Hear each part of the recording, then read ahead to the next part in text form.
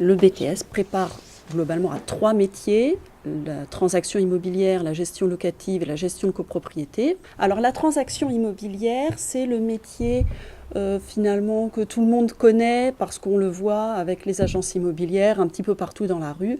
L'agent immobilier va faire l'intermédiaire entre l'acquéreur et le vendeur d'un bien immobilier. Donc il cherche des vendeurs, il leur propose ses services pour trouver des acquéreurs et vendre leurs biens. Finalement, il va percevoir sa rémunération lorsqu'il aura réussi à établir le contact et conclure une vente. Ça, c'est la transaction. Il y a également la gestion locative. Donc là, on retrouve finalement le professionnel dans le même type de structure. Il va s'occuper de la location d'un bien pour le compte d'un propriétaire bailleur. Donc trouver un locataire, le sélectionner, le faire entrer dans les lieux, conclure le bail, percevoir les loyers et toute la gestion au quotidien du bien. Et puis la gestion de copropriété, donc ça c'est le syndic. C'est le métier le moins connu souvent des étudiants qui arrivent dans notre BTS.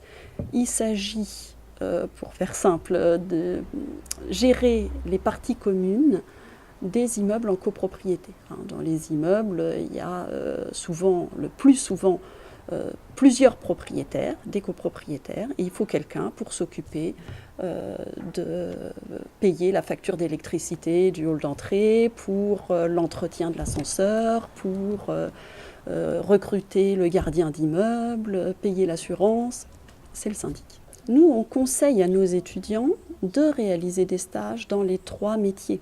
Maintenant, certains préfèrent, ont un goût plus prononcé pour l'aspect commercial et vont plutôt se diriger vers la transaction.